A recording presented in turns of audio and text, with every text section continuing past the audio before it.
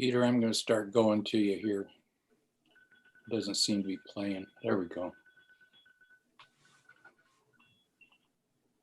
Good afternoon. My name is Peter Zahas. I'm the president of the Rotary Club of Oakland. Welcome to our Zoomed and live streamed meeting here today. I know that everybody is at home, and I know that folks are struggling a little bit, but we welcome you. We hope that you find this meeting interesting and enjoyable. We have in Rotary International our vision, which is that together we see a world where people unite and take action to create lasting change across the globe, in our communities, and in ourselves. Rotary connects us all. Ed Jelen, welcome. Hi. I understand. I would like you to give us a thought for the day. Well, thank you, President Peter. I actually have two quotes that I hope are appropriate for these times and a little bit of sadness that we're experiencing. The first quote is by Robert Louis Stevenson, who said, "Like a bird singing in the rain, let grateful memories survive in times of sorrow." And the second quote is by Robert Frost, who said, "In 3 words, I can sum up everything I've learned about life. It goes on." Thank you. Thank you, Ed. I really enjoy calling on you at each meeting. It's always a pleasure. And so I'm going to do so again today. Do we have any visiting Rotarians? Well, I'm looking out there, and yes, I do see one visiting Rotarian who used to be a member of our club, and very happy to welcome from the Rotary Club of Poulsbo, Washington, Lori Cloutier. How you doing, Lori? So happy to have you here with us. All right. Well, I think Lori is visiting us as an attendee, and so she can't talk to us. But Lori, we look forward to seeing you at some point in the future, and thank you very much for coming. Was there anybody else, Ed? Well, let's see. Wow, I'm at a little bit of disadvantage here, but there is a way we can find some visiting Rotarians, and that's if they either send a chat to us via Zoom or write us a little note on Facebook, and then we'd be happy to welcome them. All right. Yes, I actually just looked at our chat, and we have Bill Moy from the Dublin Rotary Club also visiting us today. So welcome, Bill. Hope you enjoy the session, and we'll recognize anybody else that we learn about either on chat or on our live stream on YouTube. We're not live streaming Facebook today because it failed for us. So, and we do have a visiting Rotarian from Dublin Rotary that just logged in. It flashed, so I couldn't read the name. I apologize. That's okay. I did it already, Ed. Oh, okay. I took care of it. Thank you. So another one. So we'll come back to the visiting Rotarians later. So today is an especially sad day because I'm afraid that our long-term member, Gene Zahas, died earlier this week. He was very important to us as a club. He was very important to me. And unfortunately, he got this terrible virus and passed away this week. And I had asked John Protopopoulos, if you're there, John, to give us a little bit more information, a little bit of a eulogy for Gene. I don't actually see John. And so, Ed, I believe you can read to us a bit of a eulogy.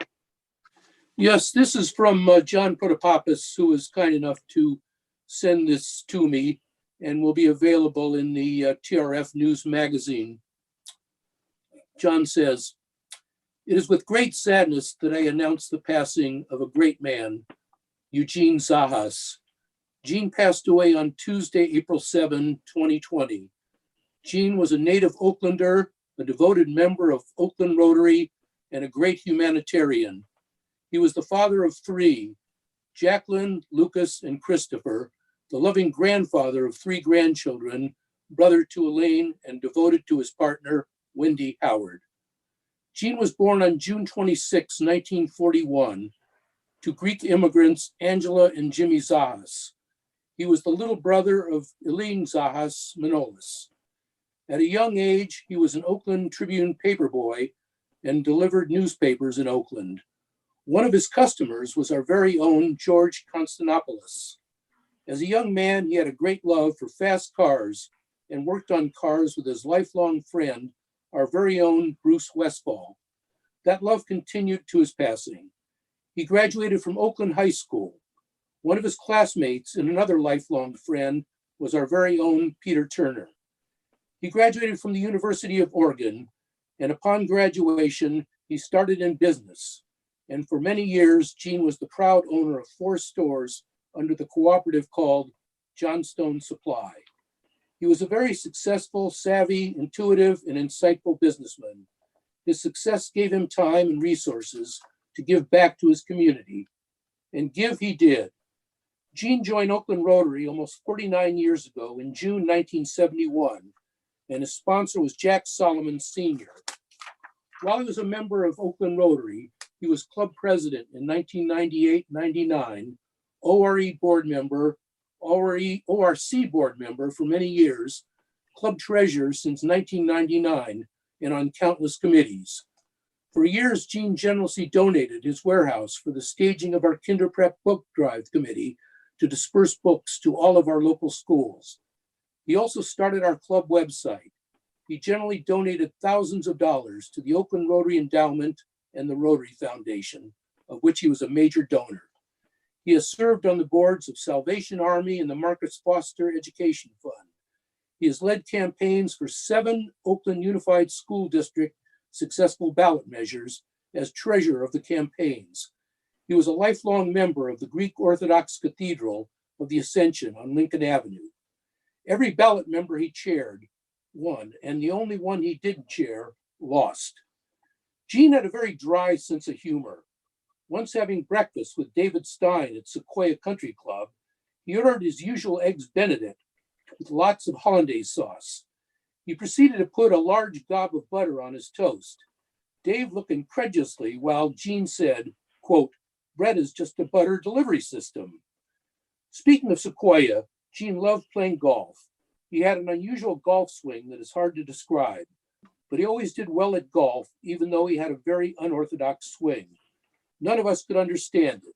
He would say after hitting a great shot, "Oh, well, someone has to do well at this game." Gene loved muscle cars, and Gene loved to go fast.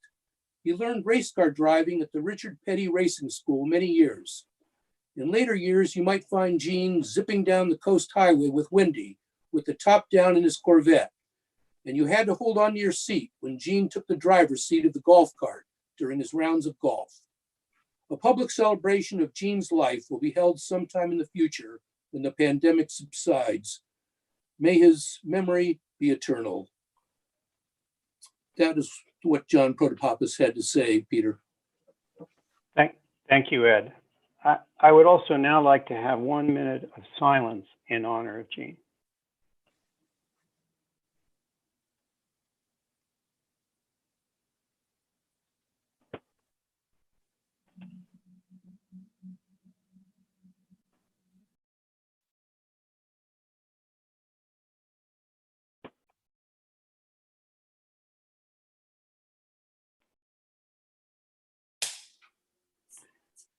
Thank you very much.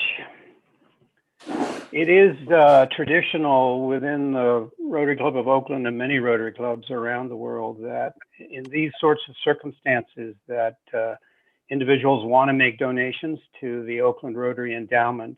And you may do so by putting your donation into a chat message. You can also send us an email or you can just give us a call at some point in the future. So thank you very much. So this is, if you wanted to make a donation. So, we're Florence, gonna push that for you, but you should make. Florence Joliffe, are you there? Yeah, look, Yes, Peter. Hi, Florence. It's nice to see you. I had asked you to look into the blood donation situation. There has been a shortage. And so can you tell us a bit about what's happening and how we can help? Sure. Speaker view, so whoever's speaking. So hi, Rotarian friends. I hope you and your families are doing well during this very important week fighting coronavirus. What I would like to do is to take 2 minutes of your time to explain why donating your blood is very important during this So time. important. Have you ever donated blood? a year ago. You should. So we spend a lot of time at home, and so I've been trying myself to find ways to be useful, helping our community and our healthcare system from home. And we are not all nurses or doctors. I do not have myself any expertise or useful information that I can share. But there is really one thing that I can easily do is actually donate my blood or my plasma. So I have explored in the past 2 weeks how to do that from here and how to do that efficiently. I'm a regular donor, but I have not donated blood for a long time for various reasons. So here in the East Bay, there are several well-run organizations like Red Cross, Standard Blood Center, or Vitaland that are very active in organizing these blood donations while respecting the new social distancing protocols. And it's actually quite impressive to see how these organizations are adapting rapidly to this new environment and to these new rules that they have to put in place.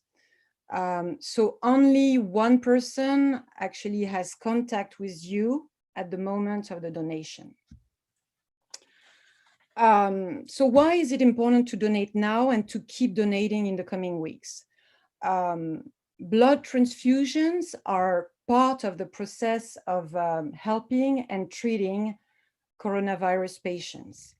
A lot of patients in treatment are given blood in the process. So it's one of the tools that we have available now to help these patients who are sick. And it's important to keep a stable blood supply at the state level. So it is important to keep donating at the moment because we know there will be more patients needing blood in April, May, and June for sure. So what type of blood is needed? All blood types at the moment are needed. Plasma is certainly a big plus. So if you're asking yourself how to be useful to the community during this time, this is an easy way. Please make an appointment. Of course, no walk-ins are accepted anymore. So to finish here on a few logistical tips to help you navigate websites or location selection, please keep in mind that making a phone call is probably more efficient than selecting appointments on the website right now. Some of these websites have not been updated yet. I spoke to one of the Red Cross blood donation coordinators last week, and these website updates will happen very soon. But making a phone call at this time is probably the best way. So don't be discouraged if these appointments are not set for the immediate future. It may be that you can be of greatest help by actually delaying your donation. The last thing I want to mention is safety. These organizations have been very careful about the safety of their donors, and the donations are really safe and valuable. So I'm reading this US Food and Drug Administration report, the US Food and Drug Administration continues to report that there have been no reported or suspected cases of transfusion-transmitted viruses in the past 2 decades, including COVID-19. Thank you, Florence. Thank you very much for taking the time and effort to put that together for us. Yes.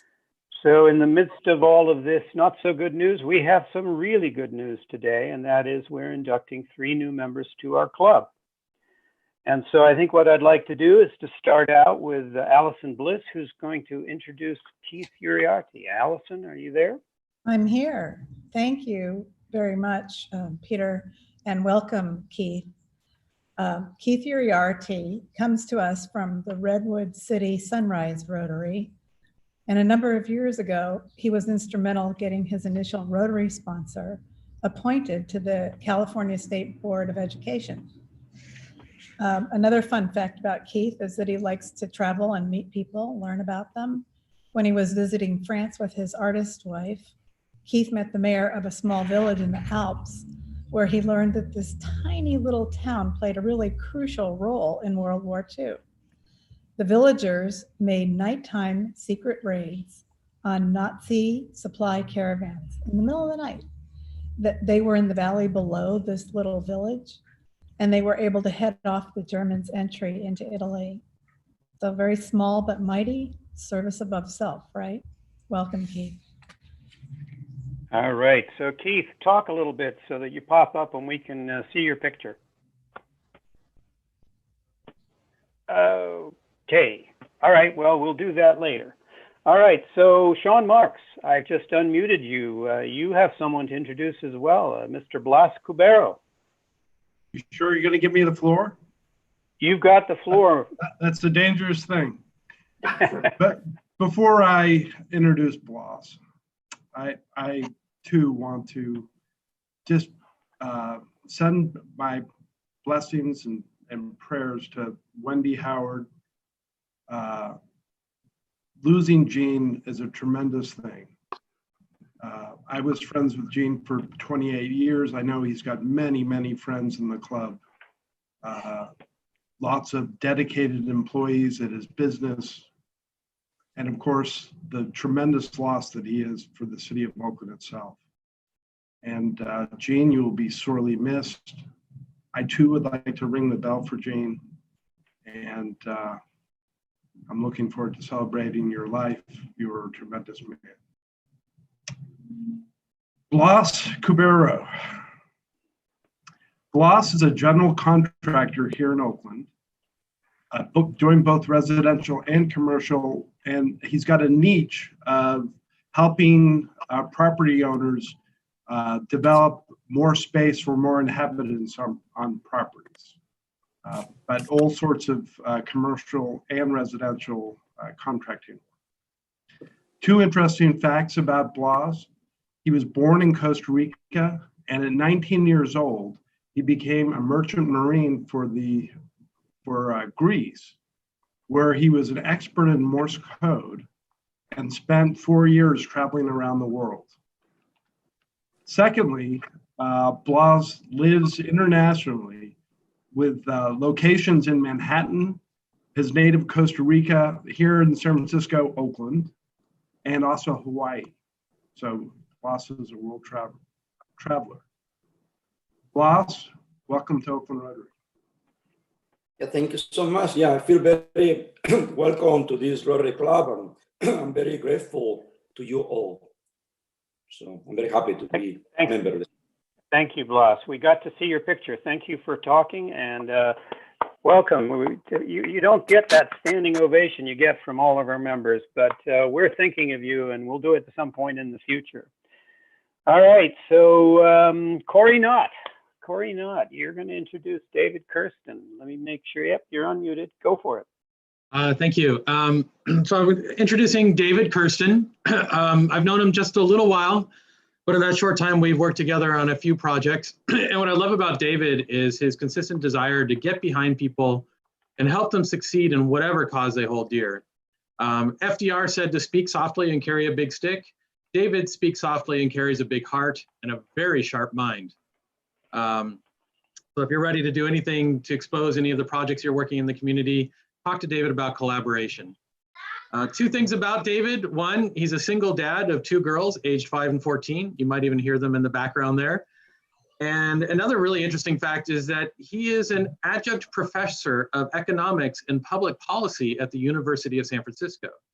He's been in California for politics for 20 years, and he realized, like many of us, that we get more done for more people outside the political sphere.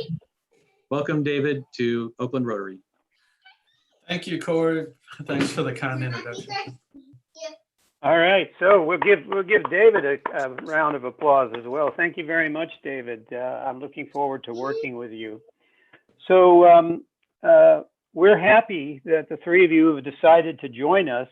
And please know that your family and friends are always welcome to join us for lunch once we get our meetings going again and participate in our projects and events. By accepting membership, you have adopted our vision that together we see a world where people unite and take action to create lasting change across the globe, in our communities, and in ourselves. And today you can agree to conduct your affairs according to Rotary's traditional 4-way test. Is it the truth? Is it fair to all concerned? Will it bring goodwill and better friendships? And will it be beneficial to all concerned? At some point in the future, we will present you with your Rotary pin, which we hope that you will wear with pride and find pleasure and fulfillment by attending our meetings, participating in our service activities, and contributing to the Rotary Foundation and the Oakland Rotary Endowment. It is my privilege and honor to induct you as members of the Rotary Club of Oakland.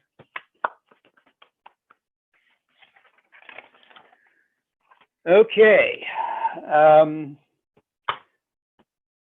so 2 things before we get to our speaker. First of all, I am looking for ways that some of the money that we have left over that we aren't going to use this year gets redirected to serving our community and the difficulties that are being created by the COVID-19 epidemic. We have several committees that are looking for places for us to contribute. And any member who is with us, if you have ideas about where our club could make a difference in this situation, I would like you to either contact the chair of the committee that you think is relevant, or me, or any member of the executive team, Seth or Dudley, because we are actively looking for things that we can do to support. If you're interested in how we're thinking of supporting children, please feel free to join the Kinder Prep Committee meeting, which will occur next Wednesday. Jack Isles, I had asked you to put together a list of people that had rung the bell. Can you do that? Have you been able to do that for us? Yes, sir. We have 6. Hi, Jack. How are you guys? We have 6 or 7 people watching on the YouTube stream, and we've got about 90 participants on Zoom, so 100 total. I think I have a complete list of the bell ringers, but if I missed you, just please let me know. Ken Benson wants to ring the bell. Seth wants to ring the bell. Daniel Chang wants to ring the bell. Danny Mai wants to ring the bell twice. Let's see. Gene Zahas wants to ring the bell. Pat Williams is ringing the bell. Sean Marks is ringing the bell. Lorena's ringing the bell. Bob Barth would like to ring the bell. Robert's ringing the bell. Elda's ringing the bell. Robert Abel's ringing the bell. Lori is ringing the bell. Alex Polson. Karen Friedman wants to ring the bell twice. Robert Kidd is ringing the bell. John Prop is ringing the bell. Another Jack is ringing the bell. Merlin Edwards, David Stein, and CJ want to ring the bell. Dudley's ringing the bell. And got no one there. Linda wants to ring the bell. Jason wants to ring the bell. And Shannon is ringing the bell. And then we've got a few more that just came in. Gruden and John Greasley, Michael Bruck, Allison Bliss, Dan wants to ring the bell, Jesse Ann, and Bruce. I believe that's everyone. All And right, Jack- thank you. Thank you very, very much, Jack. I appreciate got a lot you more doing coming that in. for me. Yeah, nice to see you. If there are others, we will record them. Feel free to enter that information into the chat or do it on YouTube or do it on Facebook. We'll identify everybody. Thank you very much for Gene. I know was a great donor and a great believer in the Oakland Rotary Endowment. So let's see, Stephanie Casenza, are you there? There you are. Great, Stephanie, I need to unmute you if I can find you. There you are. Go, you're going to introduce our speaker today. All right. Hello, everyone. How are you? All right. So we have a really interesting speaker today. The need and the desire for local news is probably higher than it's been in a very long time. And our speaker today, Tasneem Raja, is creating a nonprofit newsroom in Oakland with Berkeleyside this year. So that's pretty exciting. She's going to share with us how that came to be and what their founding vision and values are.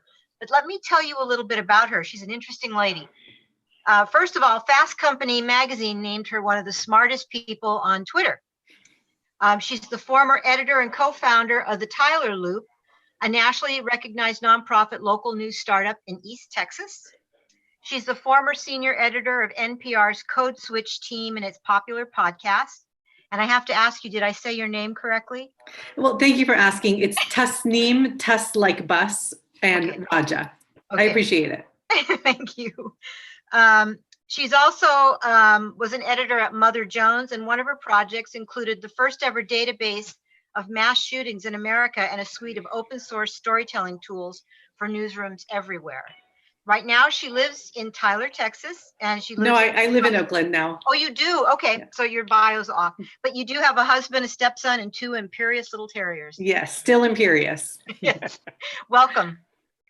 Thank you, everyone. I'm so happy to be here. When I was in East Texas, I had the pleasure of speaking with, I believe, 3 different Rotary organizations out there and formed some really great new connections and friendships, actually, through those encounters. So as soon as I got the invitation to meet with Rotary here in Oakland, I said, yes, please, anytime, any place, I'm happy to do so. You know, I just couldn't agree with you more about local news being one of the most important issues that is facing the future of our democracy, the future of our local communities right now. I so strongly believe that a healthy community is an informed community. And right now, Oakland does not have a dedicated newsroom that's only there to serve Oakland, to serve everybody across this community, and do so in a way that really starts from the bottom up, starts with talking to people about their information needs and builds a newsroom accordingly.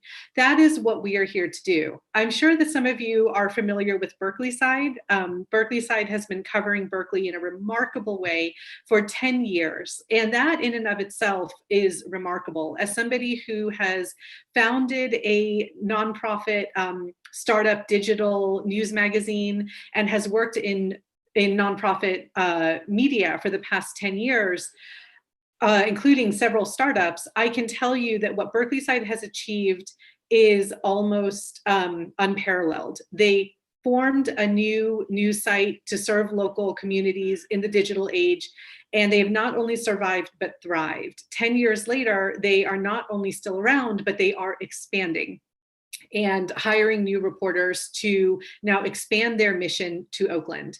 That's how I got involved. The founders let me know that this was happening. You know, they knew that I had lived in Oakland before. We connected. We started talking about their vision and the fact that they had secured some really phenomenal seed funding from both the Google News Initiative and the American Journalism Project. The American Journalism Project is a $50 million fund to seed need these kinds of new civic news organizations around the country. And the founding premise is that the future of local news is civic support, that what we have always done as local newsrooms is provide a public service. It just happened to be that it used to be profitable to do so. And so we used to do so as for-profit companies. But as the business model has changed with the advent of the internet and the drying up of print advertising and print subscriptions, and everything moving online, the business reality has changed. But the fact that what we do as local journalists is a public good, a public service, that has not changed. And so what we're seeing is now this sea change in thinking about what it's going to take to preserve local news going forward. And not long ago, the sort of canary in the coal mine case came before the IRS. This will seem like a tangent, but it's actually very related. The Salt Lake City Tribune in Utah made the case to the IRS that yes, we have been a for-profit company for the past 100+ years, but now we are no longer able to sustain ourselves that way. Allow us to transform into a nonprofit, but don't ask us to change anything. Don't ask us to change our name. Don't ask us to change the way that we engage with our audience. Don't ask us to change our distribution model. Just let us become a nonprofit, federally tax-exempt 501c3. And this case was in front of the IRS for quite some time. And within the past 2 or 3 months, the Salt Lake City Tribune did, in fact, receive the green light to convert into a nonprofit organization. This is remarkable. This is the one we were all waiting to see.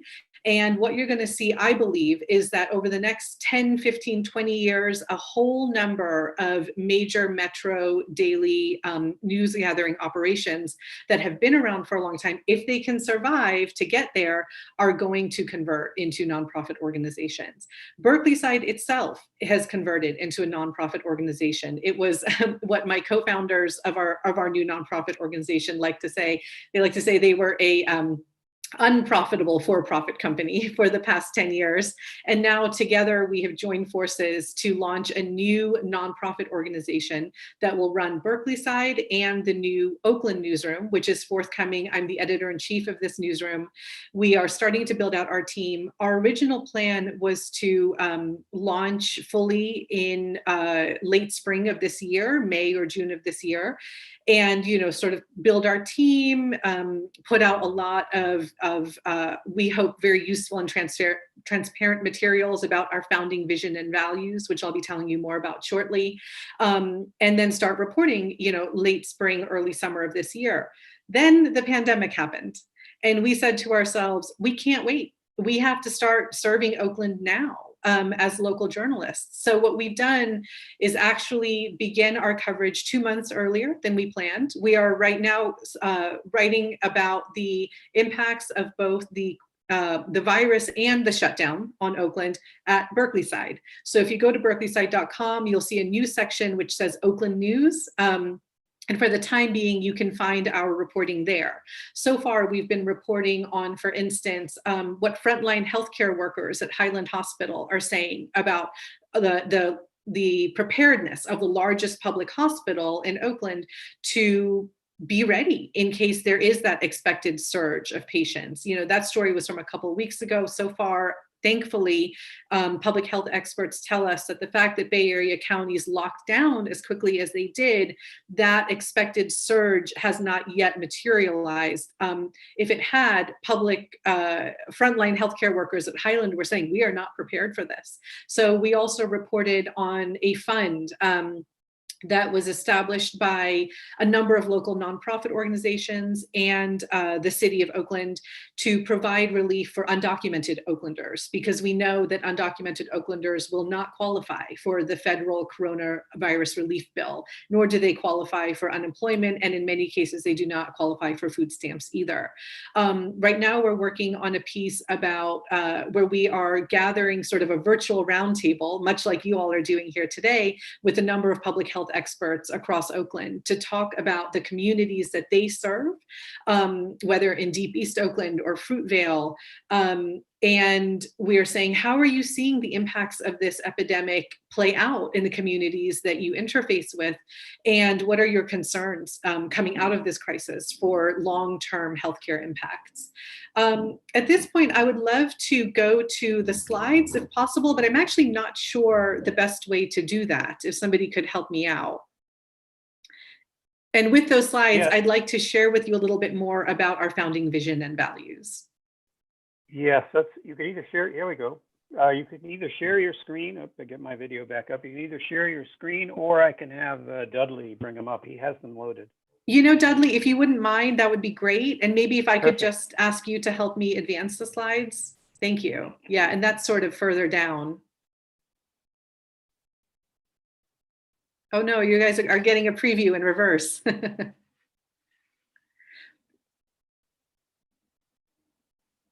And yeah, great, thank you.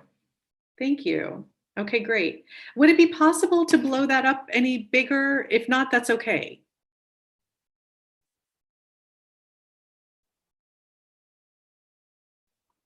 We have a pretty good view, just go ahead. Yeah, I think we're okay. Okay, great. We may have gotten it after all. Well, as we get this sorted out, I'll just tell you guys a little bit more about our development of our newsroom. So we have established a number of beats that we expect to report on. And actually, let me just ask, would it be possible to just go back to the previous view? I'm not sure if I'm not able to see the slides. I'm not sure if anybody else is. Yeah, so I believe that something's happened with Dudley's, so I'm going to try and bring that up. So keep talking, and there he is. Great, thanks. Yeah, if we can just go all the way to the top, that'll do it.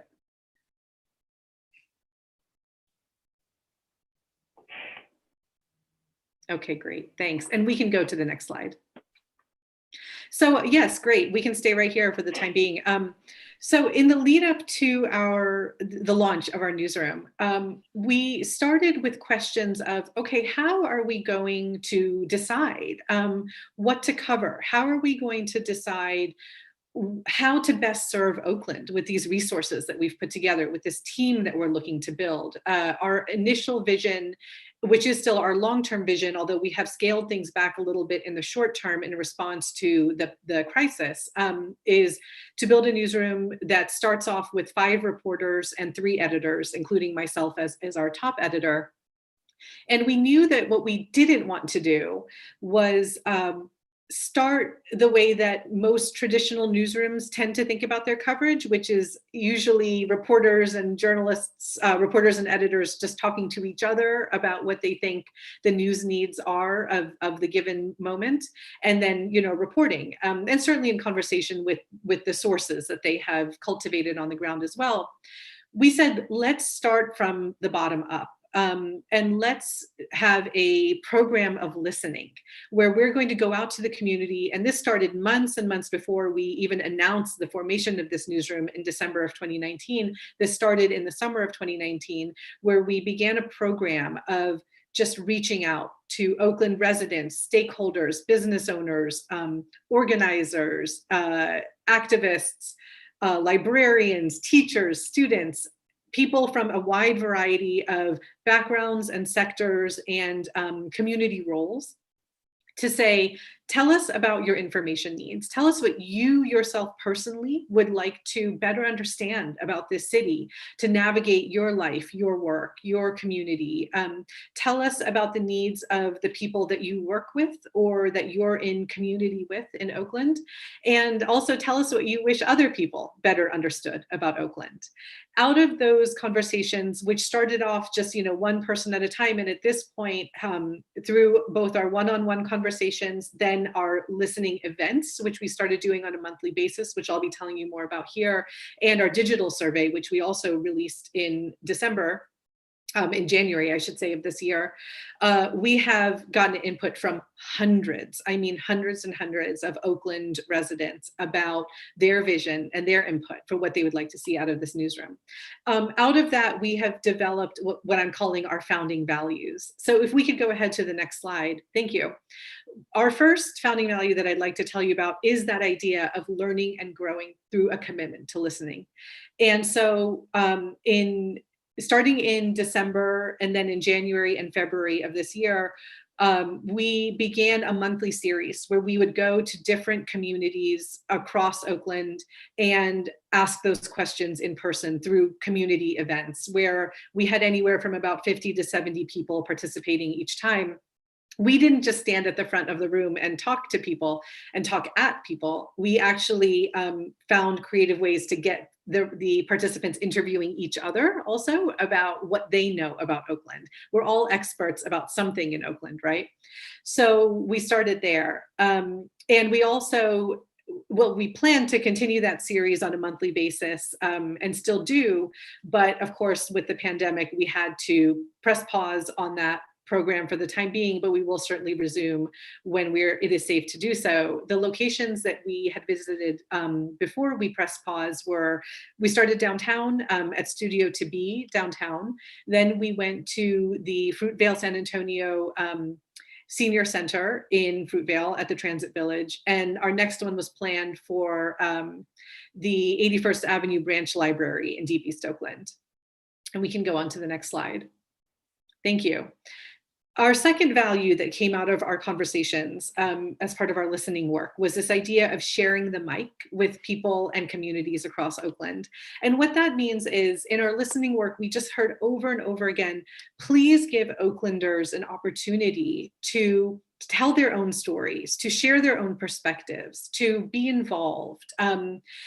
Traditionally, the way that newsrooms and newspapers have operated is this idea a little bit of a one-way megaphone. You know, we go and gather the information, we do the work, we put it out to the community.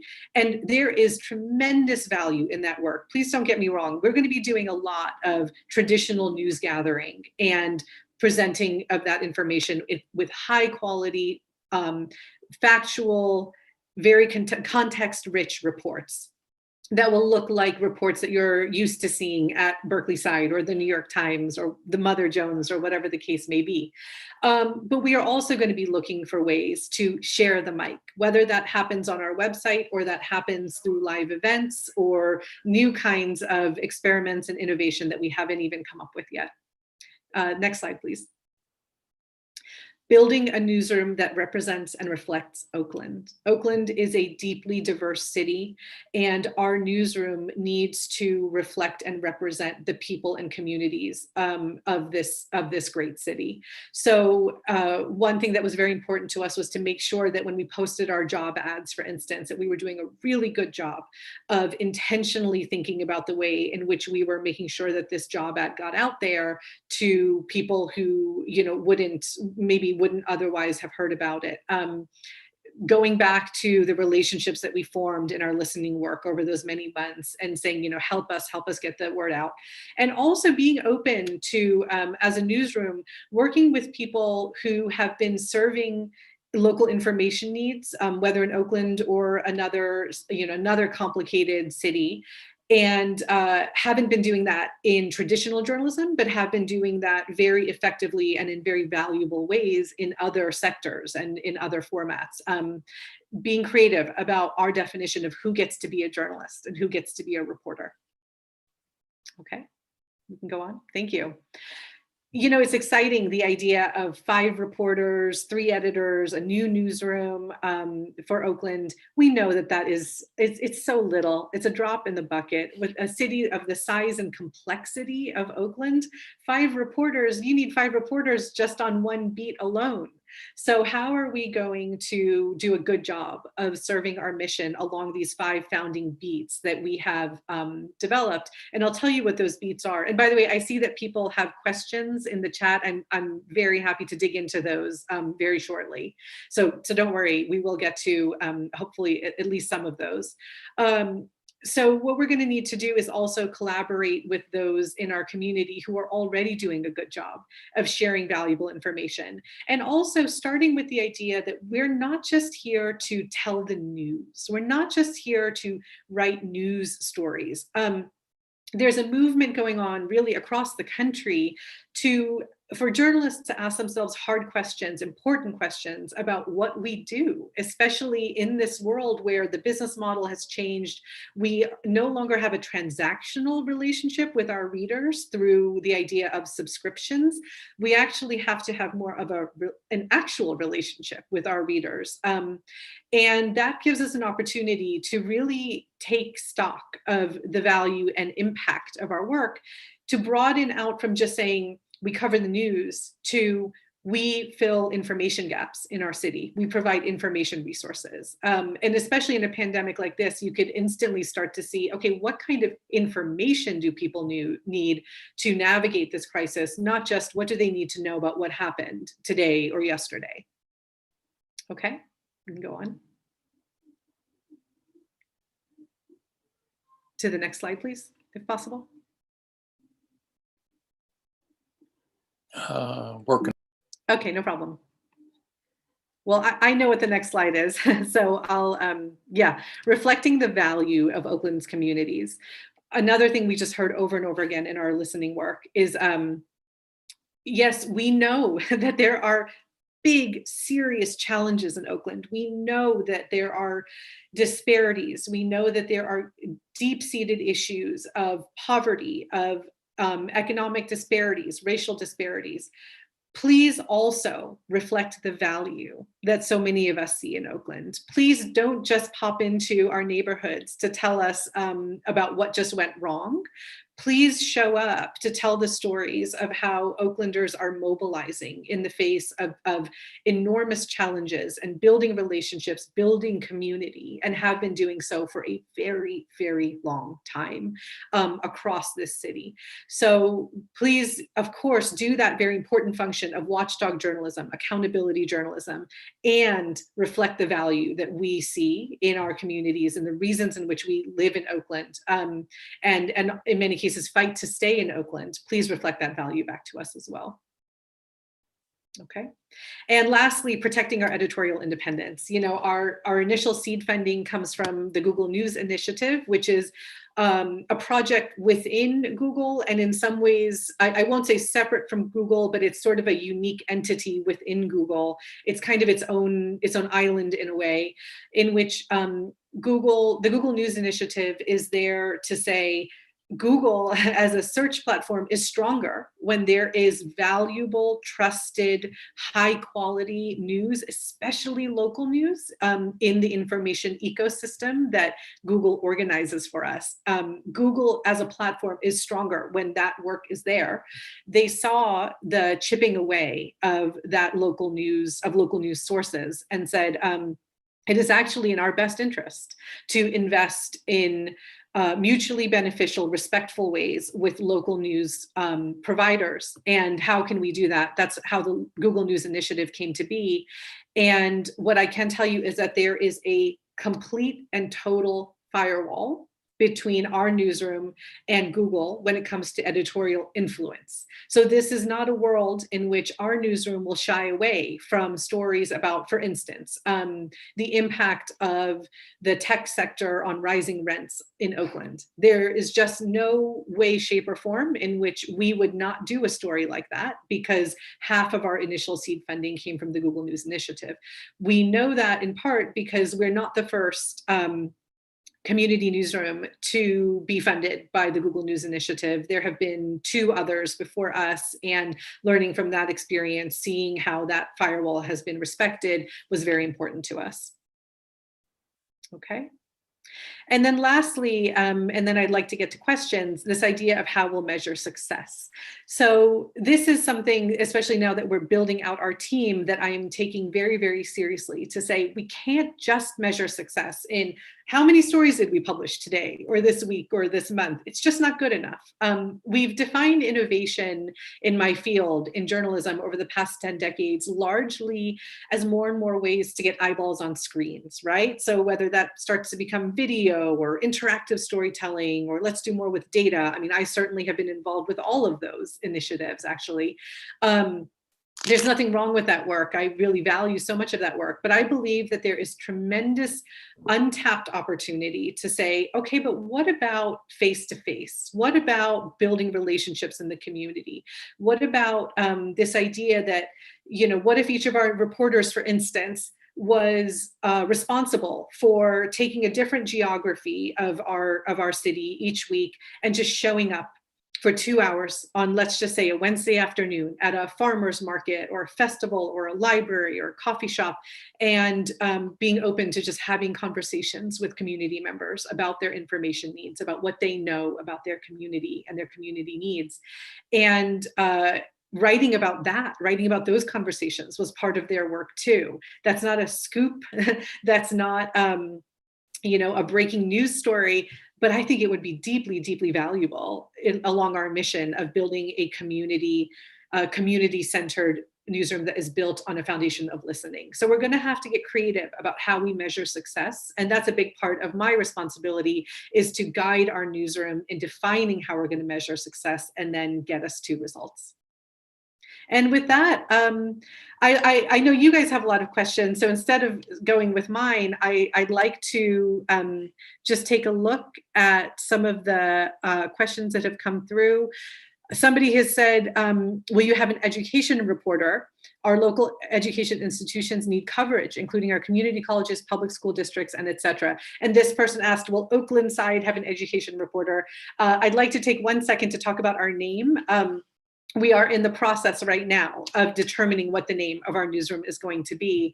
And there are a lot of options on the table. We are going to our community listening process to guide us in making this decision. So we don't know yet if we're going to be called Oaklandside or not. But a lot of options are on the table. As for what we're going to be covering, I can share with you the 5 founding beats that we have identified. And they are, yes, educational equity is our first beat, or one of those 5 beats. Housing and homelessness, arts and community, city hall and policing, and lastly, public health and environmental impacts. Our vision right now for that educational equity reporter is that they will be focusing on K through 12. We are not right now expanding that out to higher education, just because you can only do so much and do it well. And we felt that the greatest need, again, coming out of our listening work, was to focus on K through 12. There you are. We got you back. Thank you very much for your presentation. We do have a couple of questions. I've got one from Amani Solomon. How are your reporters able to carry out their reporting in the field given the pandemic, and how do you see the future after the pandemic? Absolutely. Yes, we're reporting virtually. We have, as I said earlier, we have started reporting at Berkeleyside, given that our own website is not yet up and running. It's still under construction. We're still determining the name of our newsroom.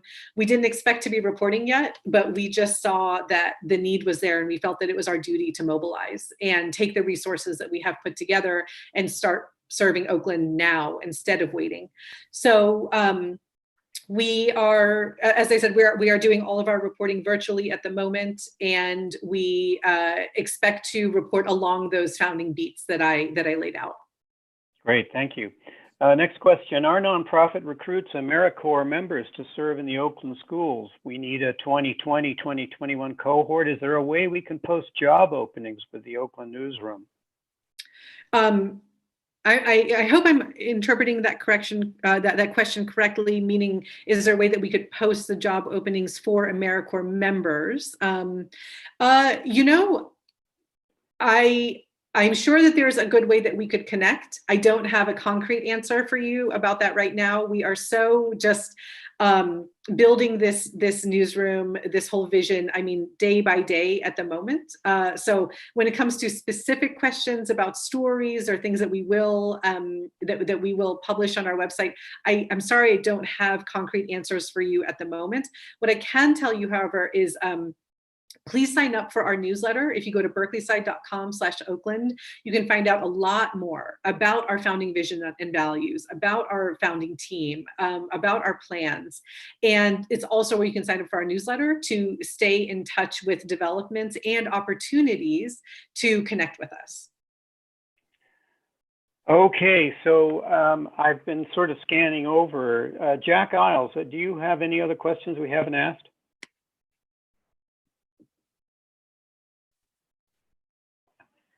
I may not have unmuted him. Jack? Peter, I see one from David Stein. Says, I Go attended ahead. your first community meeting. Will you consider working with Youth Beat, which is training our high school students to learn and utilize media? Yes, absolutely. I would love to consider working with Youth Beat. You know, we're really in the mode of we're open. We're here to have these conversations. You know, if we get an invitation to come and meet with a community group, I absolutely will consider saying yes. And when it comes to partnerships, you know, I so strongly believe that we need to build a pipeline of talent. We need to be playing a leading role in building up that next generation of great Oakland journalists. And it starts with young people. It starts with youth. It starts with high school journalism programs and college community, and I'm sorry, college journalism programs. I'm happy to say that I have joined the advisory committee of the journalism program at Laney College, and I'm just so impressed by the work that I have seen over there. It is really fantastic. So I'm looking to just continue building those relationships, and I'm you know, really, I start from a place of yes.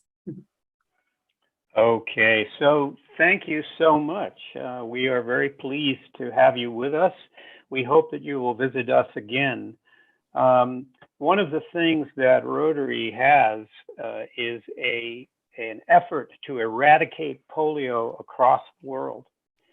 And in your honor of presenting to us today, we have made a donation to the End Polio Now program because we are this close to eradicating polio worldwide. And so thank you very much for your presentation. Again, I hope you come back and see us at the Rotary Club. Who knows, maybe you'll want to become a member. And so we'd love to have you come back and see us. Thank you, everyone. I really appreciate it. My I will jump off now if that is okay. That's fine. Thank you very much. Okay, the news awaits. Bye, everyone. All right. So next week, we are going to have another speaker. And if I can be very slick about it and find David Stein, he's unmuted. David, can you tell us a little bit about next week's speaker? Yes, next week our speaker will be Troy Dayton. Troy is the founder and chief strategy officer for ArcView, which is a venture capitalist firm that operates in the cannabis industry and cannabis business related industry. Before founding ArcView in 2010, Troy spent 15 years working to legalize marijuana. Business Times lists him as one of the 10 most influential people in the cannabis industry. ArcView has invested about $200 million in various cannabis and cannabis-related businesses in 175 different companies, from biopharma to devices to hemp products. It should be a real interesting look into a burgeoning new industry. So join us on Zoom next week.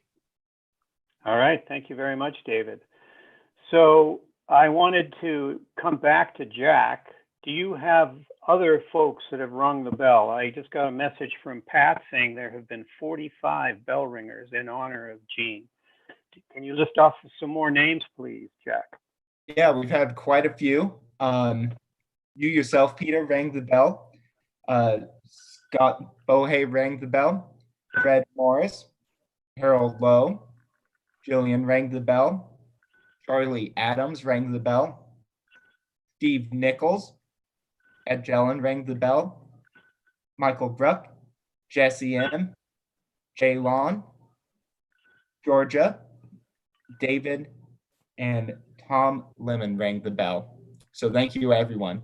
And for those of you who don't know, a bell ring represents a generous $100 donation to the Oakland Rotary Endowment Fund.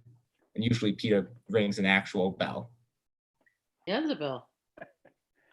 I was trying to ring a bell, but anyway, hopefully, No. anyway, maybe it didn't come through. So, Alita, did you have something to say? I was for the speaker. I was going to say that Ken Katz is really a great. He's a great guy to get in touch with. He knows what's going on Grand and Lakeshore and a lot of other other parts of Oakland. And I was wondering if I think I had coronavirus, and I think my partner had it as well. And I was wondering if there is any place where we can get a blood test so that we can. In the Chronicle today, there was an article about people they're doing research with people that had it. So I'm wondering if there's some way I can do that. Yeah, Alita, give me a call after the meeting. Okay. I'll be happy to chat with you. Cool. Super. So again, today is a very sad day. And for those who are interested in having a little bit of a time to discuss and socialize and commiserate with each other, Alex Polson puts on a cocktail party every night at 5:30. And so he has sent a message to the club members.